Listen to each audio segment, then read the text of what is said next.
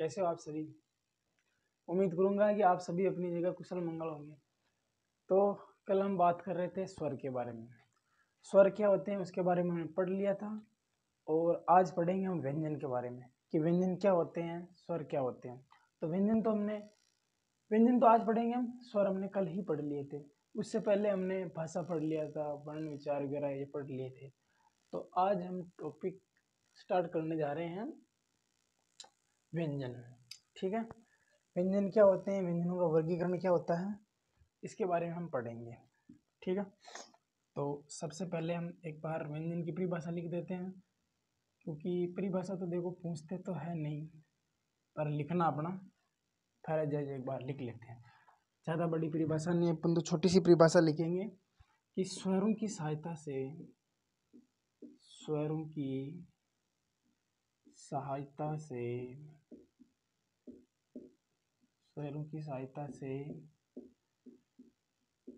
उच्चारित होने वाली ध्वनियाँ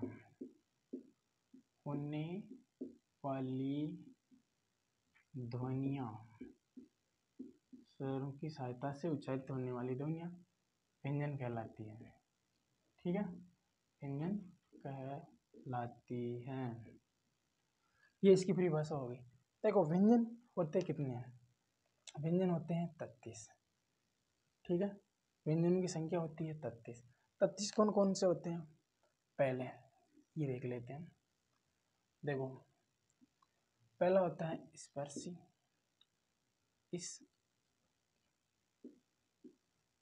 स्पर्श व्यंजन। स्पर्श जो व्यंजन होते हैं, स्पर्श व्यंजन होते हैं वो होते हैं 25। ठीक है, उसके बाद में संघर्ष या संघर्षी व्यंजन लिख दो। संघर्षी व्यंजन होते हैं 4।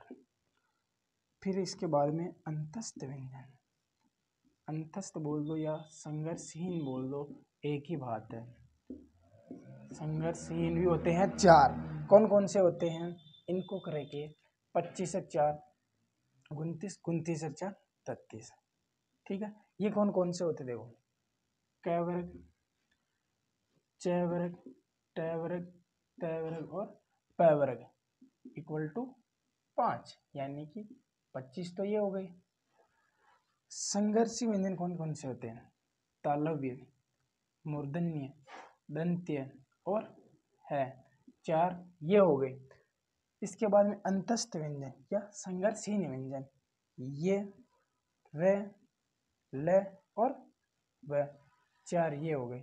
ठीक है, इनके बारे में हम समझ लेंगे। देखो 33 ये होते हैं स्वर और व्यंजन। स्वर और व्यंजन, देखो हिंदी के अंदर जो कुल व्यंजन होते हैं, स्वर और व्यंजन होते हैं 44 कुल होते हैं। स्वर और व्यंजन, स्वर प्लस में 33 होती है। 33 कौन कौन से होते हैं, स्पर्शी व्यंजन 25 होते हैं, संघर्षी व्यंजन 4 होते हैं, अंतस्य संघर्षी व्यंजन आपके 4 होते हैं। ये रलव, तालव्य, मूर्धन्य, दंत्य और है। इनका पंचम पांचों आते हैं तो 25 ये हो जाते हैं। 25 से 4 29 ये हो गए, 29 से 4 33 ये हो गए। देखो हिंदी में जो मानक वर्ण होते हैं वो होते हैं 44। ठीक है, और जो कुल वर्ण होते हैं वो 52 होते हैं। ठीक है, अब 52 का वर्गीकरण भी हम पढ़ेंगे, लेकिन इससे पहले मुझे आप एक क्वेश्चन बताओगे कि यदि हिंदी वर्णमाला में से संयुक्त व्यंजन को हटा दिया जाए, यदि हिंदी वर्णमाला में से संयुक्त व्यंजन को हटा दिया जाए तो हिंदी वर्णमाला में वर्णों की संख्या कितनी होगी, ये आप मुझे कमेंट करके बताओगे। मैं इधर 4 ऑप्शन लिख देता हूँ, यही आपको बताना है। पहला 42, 44, 46 और 52। इन्हीं में से आपको बताना है कि प्रश्न में ये पूछा है कि हिंदी वर्णमाला में से यदि इनको निकाल दे, संयुक्त व्यंजन को निकाल दिया जाए तो इनकी संख्या कितनी बचेगी, आपको ये बताना है। संघर्षी नहीं है, आपके संयुक्त व्यंजन को यदि हिंदी वर्णमाला से निकाल दिया जाए तो इनकी संख्या कितनी बचेगी, ये आपको कमेंट करके जरूर बताना है। इसका उत्तर आपको कमेंट में बताना है। देखो कुल 52 होते हैं। वो होते कौन कौन से हैं, एक बार मैं आपको ये बता देता हूँ। देखो, कल हमने पढ़ा था कि जो स्वर होते हैं वो 11 होते हैं, उनकी मात्राएं 10 होती है, उनको 5 प्रकार में बांटा था। स्वर पढ़े थे हमने कल 11, ठीक है। और अभी हमने व्यंजन लिख दिए हैं 33। तो व्यंजन हमने लिख दिए हैं 33, व्यंजन लिख दिए हमने 33, ठीक है। उसके बाद में हम जो पहले छोटे कक्षाओं में पढ़ते थे ना, ऐसे अंगूर वाला अयोग वहा, अयोग वहा, अयोग वहा वाला, अयोग वहा वाले होते हैं 2। ये भी मैं बता दूंगा। अयोग वाले कौन कौन से होते हैं, ये और ये वाले पढ़ते थे तो बोलते सर जी मार साहब ये किस काम के हैं, ये क्यों काम आएंगे, ये मत बताओ। लेकिन अब हमें पढ़ रहा है कि ये अयोग वहा होते हैं। एक होता है उत्क्षिप्त, उत्क्षिप्त। देखो उत्क्षिप्त का मन पढ़ते हैं ड और ढ, ये भी होते हैं 2। लेकिन इनका जो शुद्ध रूप होता है ये अड और अड होता है, अड अड अड और होता है संयुक्त व्यंजन, ठीक है। मैंने जब बताया ना आपको, हिंदी वर्णमाला में से यदि व्यंजनों को निकाल दिया जाए तो इनकी संख्या कितनी बचेगी। संयुक्त व्यंजन होते हैं 4। कौन कौन से होते हैं, देखो अक्ष, त्र, ज और श्रम। ये वाले बताने हैं आपको कि यदि हिंदी वर्णमाला में से निकाल दिया जाए तो इनकी संख्या कितनी बचेगी। देखो इनको संयुक्त व्यंजन क्यों कहते हैं, देखो इनसे मिलना अक्ष, त्र, ज और श्र। देखो क और स से मिलकर बना होता है, ये त और आपके र से मिलकर बना होता है, ये आपके ज और ज से मिलकर बना होता है, ये आपके स और र से मिलकर बना होता है। इसलिए इनको संयुक्त व्यंजन कहते हैं और इनकी संख्या होती है 4, ठीक है। यदि हम इनको जोड़ेंगे तो इनकी संख्या हो जाएगी 52, इनकी संख्या हो जाएगी 52। यानी कि हिंदी के जो कुल मानक वर्ण मात्राएं वो 52 हो गए। स्वर और व्यंजन की संख्या होती है 44, व्यंजन की संख्या होती है 33, स्वरों की संख्या होती है 11, ठीक है। एक बार अब हम पढ़ते हैं व्यंजनों का वर्गीकरण। व्यंजनों का वर्गीकरण होता है 8 प्रकार से। व्यंजनों का वर्गीकरण पढ़ेंगे हम 8 प्रकार से। जो कल हमने स्वर के जो चार्ट बना के पढ़ा था ना, उसी आधार पर हम इनको पढ़ लेते हैं, क्योंकि इनकी जो परिभाषा है वो आज तक पूछी नहीं गई है, तो हम परिभाषा पढ़ेंगे भी नहीं, सीधी सी बात है। तो अब हम एक सीधे डायग्राम के माध्यम से हम इनको वर्गीकरण पढ़ लेते हैं। देखो एक बार पहले भी मैंने आपको जो ये स्वर और व्यंजन है इनको बताया था लिख के ये वाले स्वर और व्यंजन। देखो अब मेरे हिसाब से शायद वो लिखने की मेरे को वापस जरूरत नहीं होगी, क्योंकि मैंने पिछले वीडियो में ही बता दिया था कि ये स्वर और व्यंजन क्या होते हैं, ठीक है। तो अब हम सीधा इनका वर्गीकरण पढ़ रहे हैं, ठीक है। देखो व्यंजनों का वर्गीकरण 8 प्रकार से हुआ है। 8 प्रकार से कौन कौन से हैं, मैं आपको एक बार बोल के इनकी परिभाषा दिखा दूंगा, परिभाषा लिखने से कोई मतलब नहीं है, ठीक है। तो अब हम सीधा व्यंजनों का वर्गीकरण पढ़ लेते हैं। देखो व्यंजन, वी प्लस अन प्लस में जन, ये चीजें मैं आपको संधि पढ़ाऊंगा ना, तब पढ़ाऊंगा कि व्यंजन में कौन सी संधि है, इसके अंदर कौन सी संधि है। देखो नंबर 1, ठीक है, मैं सीधा ही बता रहा हूँ। नंबर 1 में हम पढ़ेंगे स्पर्शी व्यंजन। स्पर्शी व्यंजन होते हैं वो होते हैं 16। कौन कौन से होते हैं, क, ख, ग और ग। च वाला इसमें नहीं आएगा, ट, ठ, ड, ढ इसमें आ जाएगा, त, थ, द, ध, प,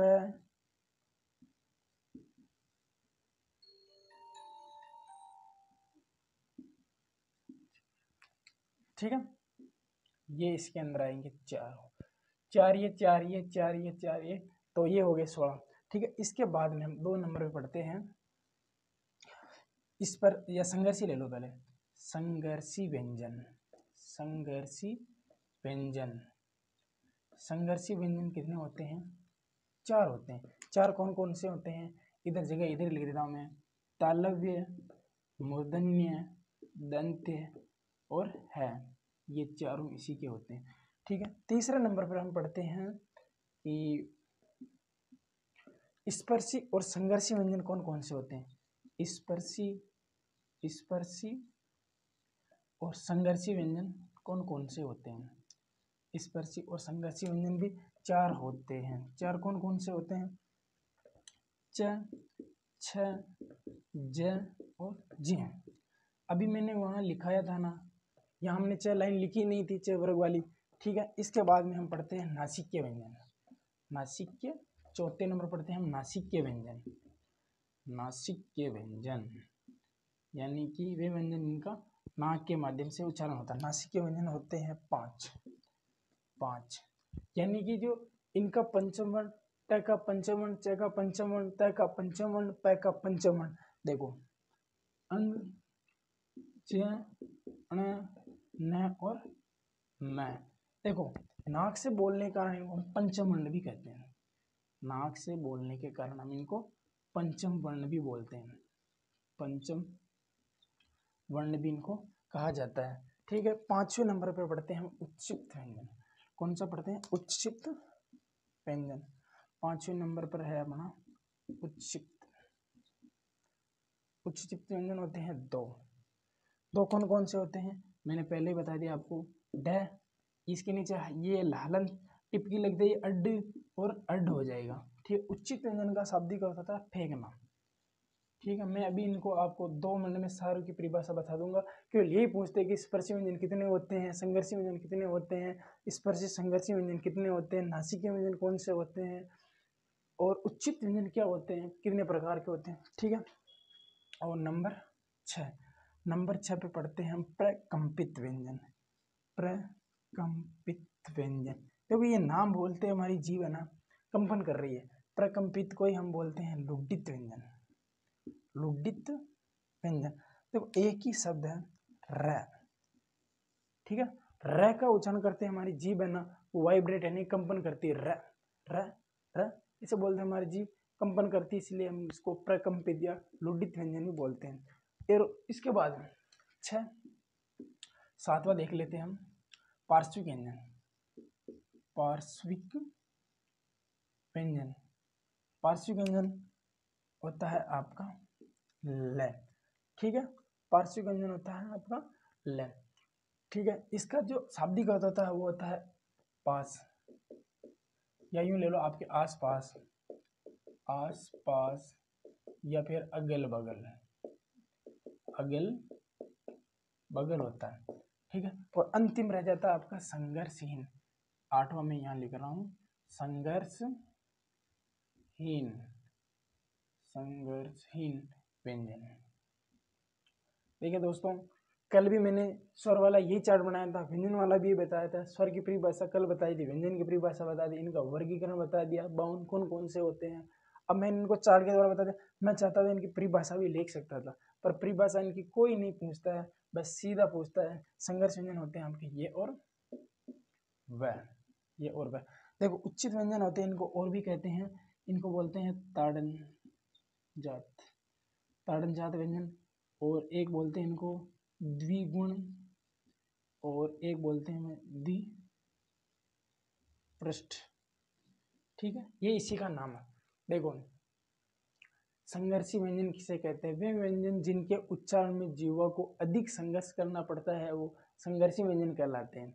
इसके बाद में स्पर्शी व्यंजन कहलाते हैं। इसके बाद में संघर्षी व्यंजन, वे व्यंजन जिनमें उच्चारण करते समय अब वे इतनी निकटता से आ जाते हैं कि जो हवा निकलती है वो संघर्ष करके बाहर निकलती है, इसलिए हम इनको संघर्षी व्यंजन बोलते हैं। इनका उच्चारण करेंगे स है, इनका जैसे हम उच्चारण कर रहे हैं तो भी हमें क्या लगाना पड़ रहा है, संघर्ष लगाना पड़ रहा है।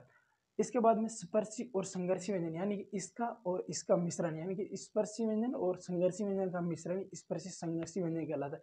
यानी कि जब इनका हम उच्चारण करेंगे तब एक तो जो हमारी जीवा है वो अनेक उच्चारण अवयवों को स्पर्श करेगी, और स्पर्श करने के साथ साथ उसमें क्या है कि उच्चारण स्थान लंबा होने के कारण उनमें क्या हो जाए, उष्मा आ जाती है, गर्म हो जाते हैं, इसलिए इनको उष्म व्यंजन भी कहते हैं। इसलिए इनको उष्म व्यंजन भी कहते हैं इनको। ठीक है, और एक है आपके नासिक व्यंजन, वे व्यंजन जिनका उच्चारण करने के लिए हम नाक का प्रयोग करते हैं या उनका बोलते समय ऐसा महसूस होता है कि हमें इन व्यंजनों को क्या है कि नाक से बोला जाए, अंग ज अण न में, जैसे ऐसा महसूस। और इनको क्या है कि ये इनका पंचम वर्ण होने का इनको पंचम वर्ण भी कहा जाता है। देखो उच्चित व्यंजन, उच्चित व्यंजन का शाब्दिक अर्थ होता है फेंकना, यानी कि हम इनको जैसे बोलते हैं अड अड, ऐसा लगता है कि हम जैसे इनको, हमारी जीभ इन व्यंजनों को फेंक रही है। कौन कौन से होते हैं? अड अड, ये दो होते हैं, ठीक है। तो उच्चित का शाब्दिक अर्थ होता है फेंकना। फिर इसी का जो नाम है ना, वो तर्जनी मिलता है, द्विगुण भी मिलता है, द्विप्रश्न भी मिलता है, और एक होता है आपके प्रकंपित या लुडित व्यंजन, ठीक है। इन व्यंजनों का उच्चारण करते समय जीवा हमें यह महसूस कराती है कि इनके अंदर हम जैसे उच्चारण करते हैं र, हमारी जीव क्या है कि कंपन करती है। और एक बच जाता है पार्श्विक, ठीक है। पार्श्विक का मतलब होता है कि जैसे हम अपन बोलते हैं ल ल, जैसे कि ये अपनी जीव है, ये क्या है मसोड़ों को स्पर्श करती है।